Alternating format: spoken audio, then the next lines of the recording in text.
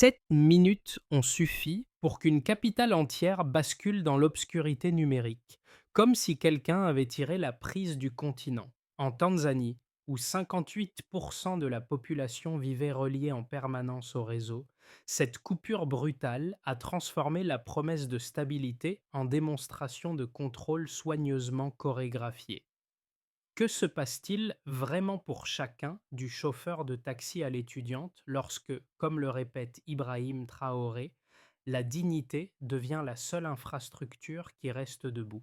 Ce soir-là, à Dar es Salaam, le silence imposé a révélé une question plus forte que toutes les connexions perdues. Ce récit ne cherche pas le spectaculaire. Il cherche le mécanisme réel qui transforme une simple coupure en signal continental. La promesse est claire: comprendre en 10 à 12 lignes précises ce que révèle ce blackout sur le pouvoir, la jeunesse et la dignité. La valeur de cette enquête repose sur un point crucial. Si une coupure de 7 minutes suffit à ébranler une ville stable, qu'arrive-t-il lorsqu'un État décide d'en faire un outil politique? Dans l'ombre de Dar es Salaam, chaque décision technique devient un geste souverain, chaque silence un territoire. C'est là que les enjeux apparaissent: le contrôle de l'information, la peur d'un vide numérique, le réveil d'une génération qui refuse de disparaître hors champ. Et à mesure que les données, les vraies, émergent, une question insiste comme un battement de cœur. S'agit-il d'un accident ou d'un nouveau langage du pouvoir africain? Comme un murmure en filigrane. Et si ce blackout n'avait pas été une fin, mais un début masqué? La première révélation tient en deux chiffres qui ne devraient jamais coexister: 58% de connectivité habituelle contre un effondrement immédiat de 90% du trafic selon les relevés techniques. La seconde, plus discrète mais décisive, surgit dans les minutes suivantes: la synchronisation de la coupure sur 6 provinces, du littoral au haut plateau, comme si quelqu'un avait réglé le silence sur une partition unique. À partir de là, le décor s'éclaire autrement. Dar es Salaam, souvent présenté comme le cœur calme de l'Afrique de l'Est, devient en quelques instants un laboratoire involontaire de gouvernance numérique. Les bureaux de vote de Kimara et d'Obongo brûlent au moment même où les écrans se rallument, signe qu'une casse technique n'explique rien.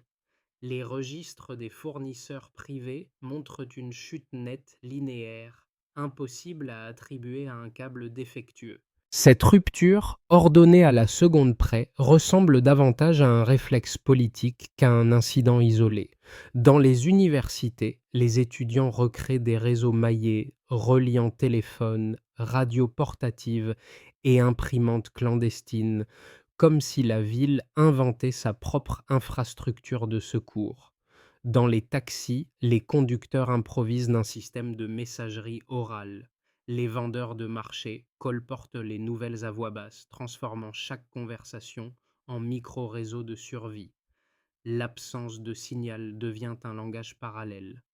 À Ouagadougou, Ibrahim Traoré observe ces images en temps réel, convaincu que la panne d'un réseau ne signale jamais seulement une panne technique. Pour lui, la dignité circule à travers les failles. Chaque tentative de mutisme révèle la fracture entre gouvernants et gouvernés. Cette lecture, partagée par nombre d'analystes du Sahel, replace la Tanzanie dans une dynamique plus large, celle d'un continent où la stabilité affichée peut masquer une vulnérabilité profonde. Ce comme une évidence qui se dévoile peu à peu conduit à la question que la ville entière a ressentie sans pouvoir la formuler. Si le silence peut être orchestré, alors qu'est-ce qui empêche qu'il devienne un instrument régulier du pouvoir? Au milieu de la confusion, deux figures émergent sans l'avoir cherché. Aïcha, l'étudiante de 22 ans dont le message s'est propagé plus vite que le Wi-Fi disparu, et un ingénieur anonyme d'un fournisseur local qui, avant d'obéir aux consignes officielles, a discrètement sauvegardé les journaux de connexion. C'est à travers eux que se lit la première onde de choc du blackout. non pas dans les grandes décisions, mais dans les gestes ordinaires transformés en actes de résistance. Aïcha, aperçue devant la bibliothèque juste après la coupure, continue de relayer les informations via des réseaux improvisés sur le campus. Chaque mot qu'elle prononce devient une brique d'un système parallèle, compensant la défaillance d'un État qui prétend au calme. De l'autre côté de la ville, l'ingénieur observe en silence les courbes de trafic s'effondrer, comprenant qu'un tel alignement ne peut relever du hasard. Sa décision de préserver les données constitue l'un des premiers contre-récits techniques, fragiles mais essentiels. Ces deux trajectoires, bien que distinctes, dessinent une vérité commune. Lorsque l'infrastructure chancelle, ce sont les individus qui deviennent les premiers relais, les premiers capteurs du réel. Leur action, même minuscule, déclenche un redéploiement social immédiat. Taxis qui transmettent des messages, vendeurs qui codent les rumeurs, étudiants qui redéfinissent la notion même de réseau. Et c'est dans cette recomposition spontanée que se loge la première réponse à la question du blackout. Le pouvoir peut couper les câbles, mais jamais le réflexe humain de reconstruire un lien. Tout commence par un frémissement. À 23h17, Dar es Salaam se fige. Les écrans s'éteignent, les appels se coupent, les taxis ralentissent. La ville respire encore, mais comme sous une cloche de verre que l'on vient d'abaisser. Ce premier instant, presque irréel, porte déjà la marque d'une décision qui dépasse la technique.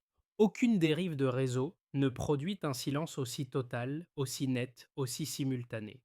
Comme si tout basculait d'un seul geste, la bascule. À 23h18, les premières données de NetBlocks enregistrent une chute fulgurante du trafic.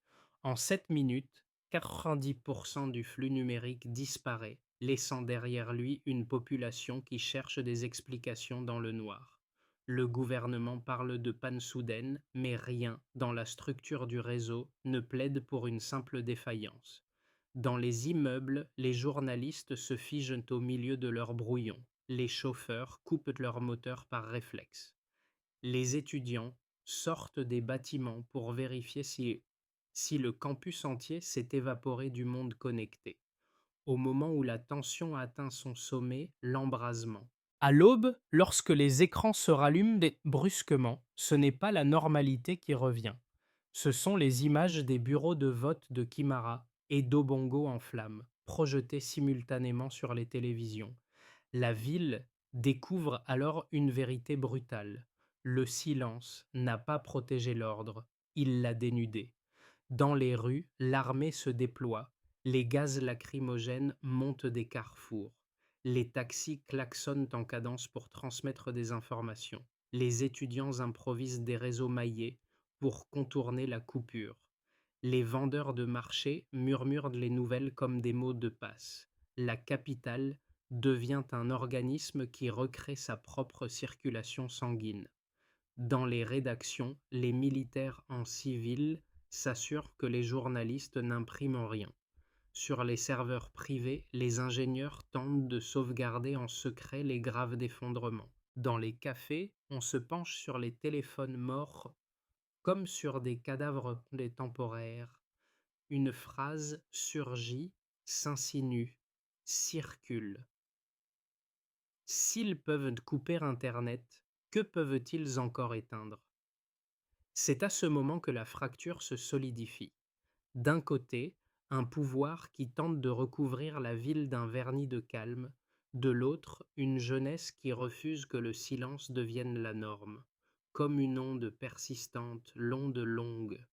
À midi, la télévision nationale diffuse de la musique patriotique. À 15h, une foule pacifique mais déterminée grossit sur l'avenue Morogoro.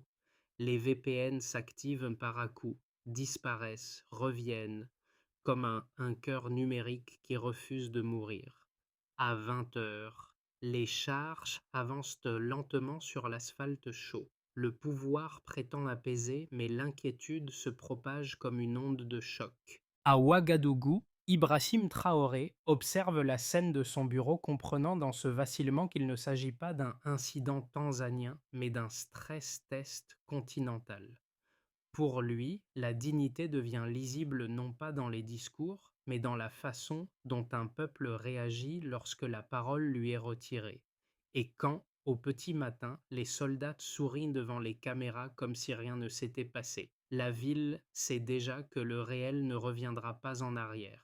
Les rues ont changé, les regards ont changé, la mémoire a changé.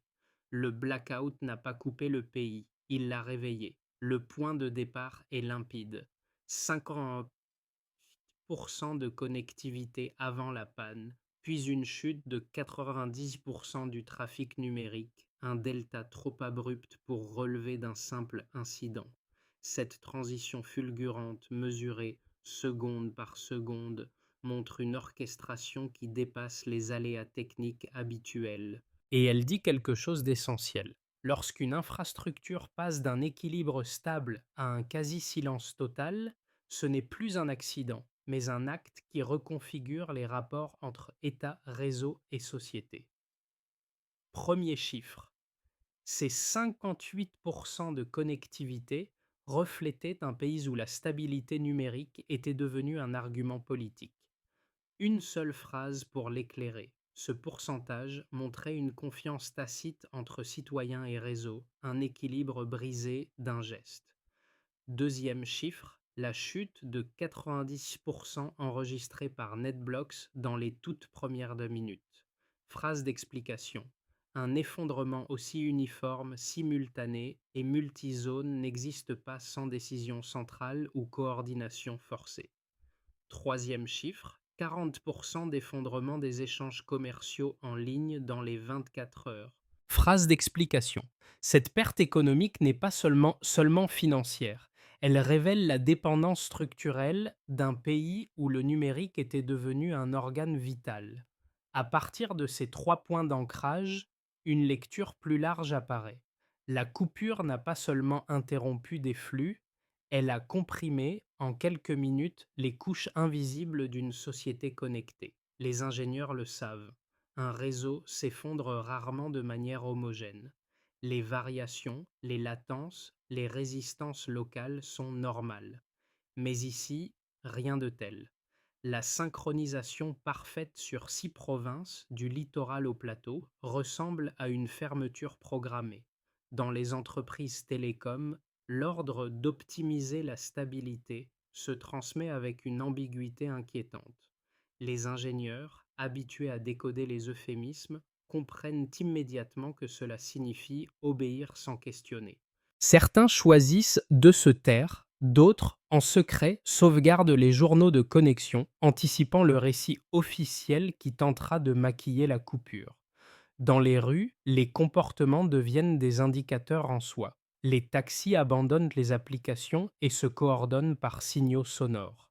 Les étudiants comptent non pas les octets perdus, mais les voix retrouvées. Chaque VPN actif devient une unité de résistance, un micro-battement d'un cœur numérique que personne n'a réussi à réduire au silence total.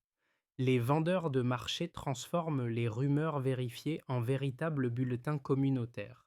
Même les radios locales improvisent des chaînes de relais analogiques. On pourrait croire que ces réactions ne sont que du bricolage social, mais elles expriment une réalité bien plus profonde. Une société privée de ses outils numériques recrée spontanément un système parallèle, révélant la résilience d'un tissu civique que le pouvoir avait sous-estimé. Et dans cette recomposition, les chiffres cessent d'être des abstractions. Ils deviennent des preuves, non seulement d'une panne orchestrée, mais d'une fracture structurelle qui dépasse la technique. La donnée brute n'explique pas tout, mais elle révèle où le silence commence et où il échoue. Le premier argument, celui du pouvoir, s'avance avec une logique parfaitement structurée. Le gouvernement affirme que la coupure était une mesure de précaution. Protéger la stabilité, éviter les ingérences médiatiques, prévenir un emballement numérique susceptible de perturber le processus électoral. Selon cette vision, mieux vaut 7 minutes de silence que 7 jours de chaos. et le contrôle temporaire du réseau serait un outil légitime pour maintenir l'ordre. À leurs yeux, la souveraineté numérique ne se défend pas seulement par la connexion, mais aussi par la capacité à la suspendre. L'État, en somme, prétend avoir agi pour préserver un cadre déjà fragile. Le second argument, issu de la rue, adopte un ton tout différent. Les étudiants, chauffeurs, vendeurs de marché et journalistes ne demandent pas l'anarchie, ils demandent la respiration. Pour eux, le silence n'est pas la paix, et une coupure de cette ampleur ne représente pas un geste protecteur, mais une tentative d'étouffer la participation citoyenne. Ils observent que les militaires en civil ont pénétré dans plusieurs rédactions, que les journaux ont été remplacés par de la musique patriotique et que les ingénieurs privés se sont vus ordonner d'optimiser la stabilité, une expression dont tout technicien connaît la véritable signification. Dans cette lecture, la coupure n'a pas calmé la société, elle l'a réveillée. Entre ces deux camps, une zone grise se dessine, celle où les faits parlent plus fort que les intentions déclarées. Les données techniques montrent une synchronisation parfaite de la chute sur 6 provinces, ce qu'aucun incident aléatoire ne peut reproduire. Les courbes des fournisseurs privés révèlent un effondrement linéaire, uniforme, incompatible avec l'idée d'un simple accident. Les VPN se sont réactivés par vagues, preuve que la population cherchait moins à contourner une panne qu'à contredire un récit. Si l'on cherche l'argument le plus solide, on pourrait dire ceci. Si l'État voulait réellement stabiliser, pourquoi la coupure fut-elle totale, coordonnée et suivie d'interventions dans les médias? Et si la rue exagère, pourquoi les relevés techniques confirment-ils un silence orchestré? Les faits ne tranchent pas sur les intentions, mais ils révèlent une asymétrie. Le pouvoir parlait de sécurité, la société, elle, cherchait simplement à respirer. Le silence a changé de camp. Cette phrase, d'abord murmurée dans les rues de Dar es Salaam, devient le pivot du récit. À ce moment précis, la ville cesse d'être une victime passive. Elle se transforme en système autonome, un organisme qui fabrique sa propre circulation d'informations dès que les câbles officiels s'éteignent. Le midpoint n'est pas un événement spectaculaire, mais une bascule interne presque viscérale. Une scène cristallise ce renversement. Aïcha, mégaphone à la main sur l'avenue Morogoro, observe la foule s'amplifier sans que personne ne puisse suivre la cadence en ligne. Les vidéos passent par des VPN éphémères, apparaissent, disparaissent, puis reviennent comme des battements irréguliers, mais vivants. Ce chaos ordonné devient un langage, un code social que le pouvoir ne comprend pas encore. Dans son bureau de Ouagadougou, Ibrahim Traoré voit dans ces images une leçon dont tout dirigeant devrait se souvenir. Un État peut éteindre les écrans, mais jamais les réflexes d'un peuple. La dignité, dit-il souvent, n'a pas besoin de réseau pour circuler. Ce midpoint révèle alors une vérité inattendue.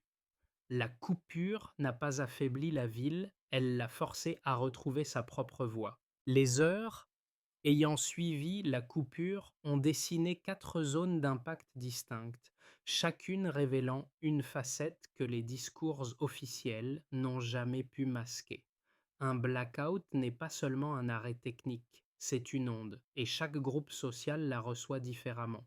Du côté des institutions pour l'État, la coupure devait agir comme une parenthèse maîtrisée, un temps mort pour reprendre la main. Pourtant, l'effet fut inverse. Les ministères ont été submergés de rapports contradictoires, incapables d'évaluer la situation en temps réel. Les, les forces de sécurité ont improvisé sans directive cohérente, créant un brouillard décisionnel que la présidence n'avait pas anticipé. Les images des bureaux de vote en flammes, apparues dès le retour partiel du réseau, ont prouvé qu'on ne bloque pas les preuves. On les retarde, on les accumule, puis elles éclatent au grand jour. Dans les rédactions isolées, les journalistes ont compris que le contrôle absolu est une illusion que 7 minutes suffisent à fissurer. Dans le domaine économique, pour les entreprises, le choc fut immédiat. Près de 40% du commerce numérique s'est effondré en 24 heures.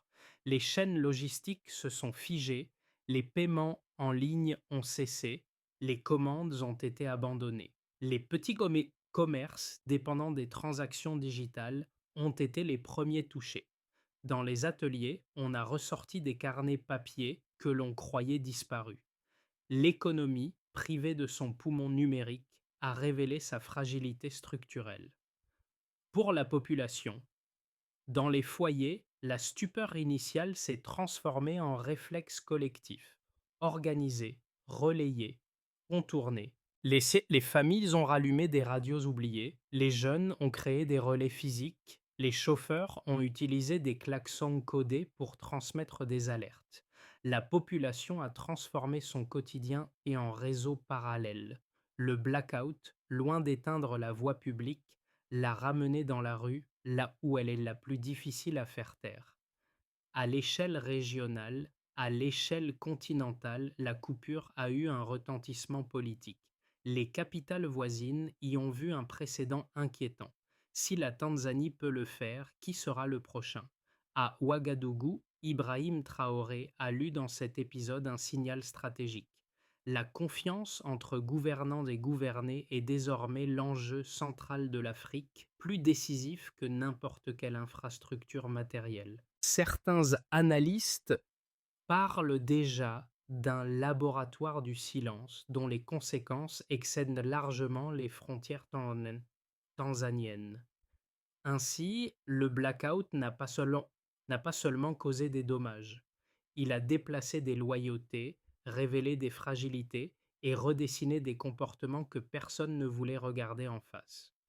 Dans cette recomposition, la dignité s'est imposée comme une donnée que rien ne peut couper.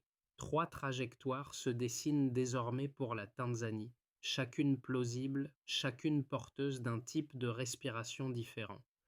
La coupure n'a pas seulement révélé un dysfonctionnement, elle a ouvert une fenêtre où le pays doit choisir entre continuité, transformation ou repli.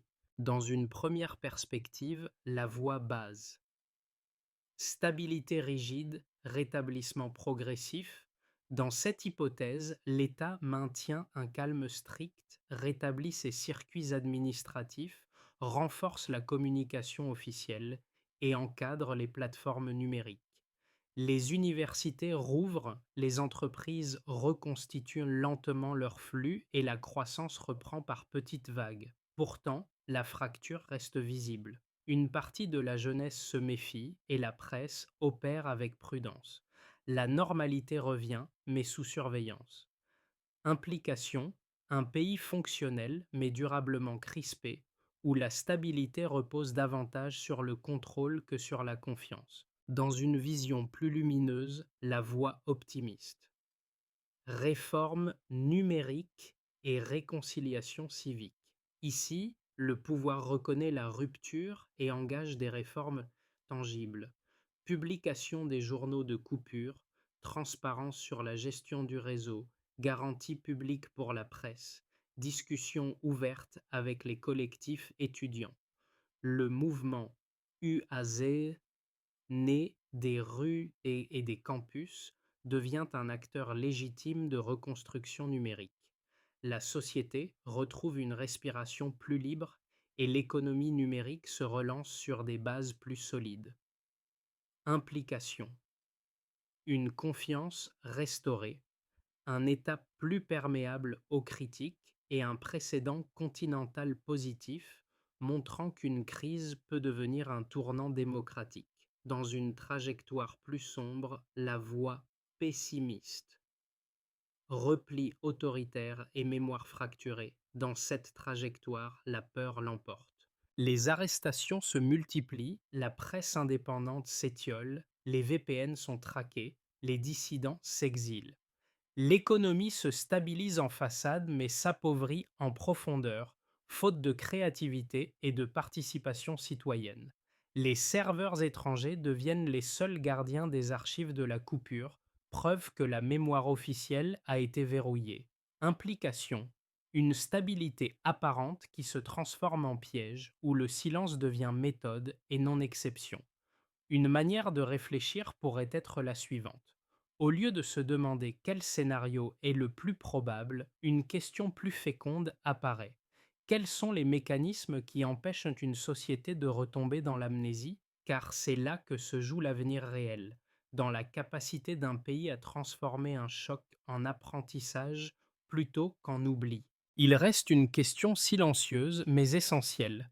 Qu'est-ce que cette coupure signifie pour ceux qui la vivent, non comme un événement politique, mais comme une expérience intime? Car derrière les chiffres, derrière les discours et les scénarios, il y a trois cercles d'impact humain qui redéfinissent la manière dont une société respire lorsqu'on lui retire sa voix numérique. Pour les jeunes. Pour eux, le blackout a agi comme une initiation brutale. Ils ont découvert qu'un réseau n'est pas seulement un outil, mais un espace de présence, de lien et de preuve. Quand il disparaît, c'est tout un terrain de jeu social qui s'effondre. Pourtant, dans ce vide, ils ont fabriqué leur propre route. Groupe physique, relais improvisés, messages recopiés à la main. Cette génération a compris que la parole ne dépend pas d'un signal, mais d'un élan. En d'autres termes, ils ont découvert leur propre capacité à devenir le réseau. Pour les travailleurs ordinaires, chauffeurs, vendeuses, infirmiers, enseignants, tous ont vu leur quotidien se dérégler en quelques minutes.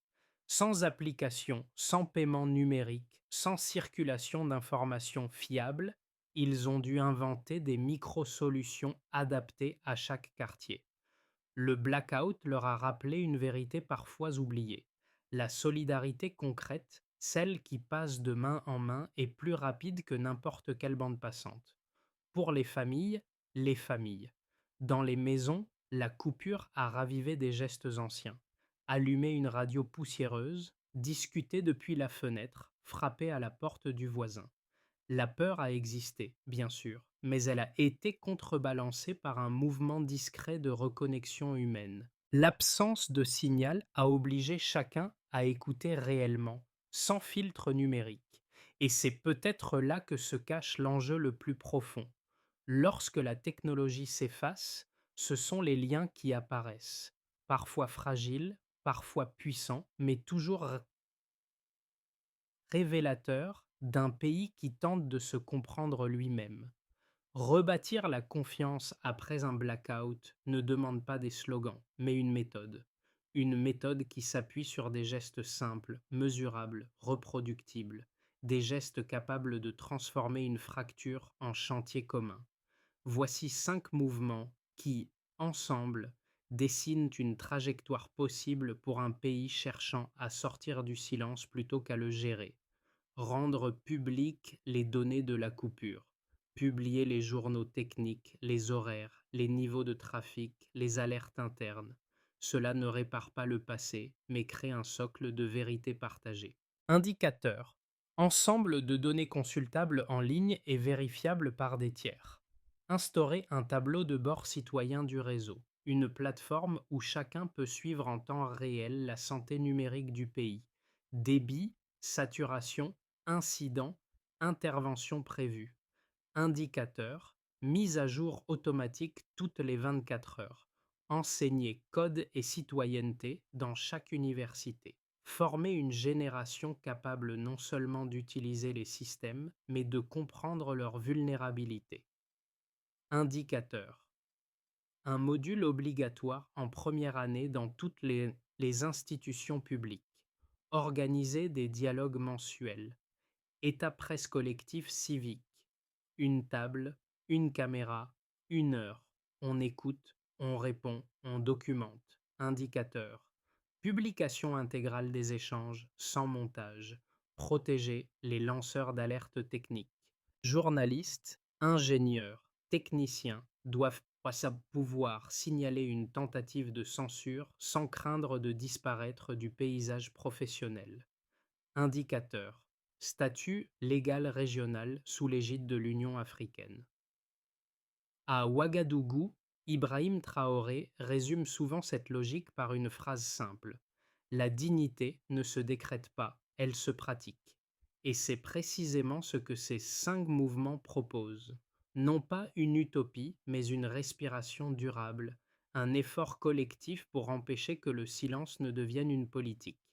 Sur les marches de l'université de Dar es Salaam, quelqu'un a allumé une simple bougie.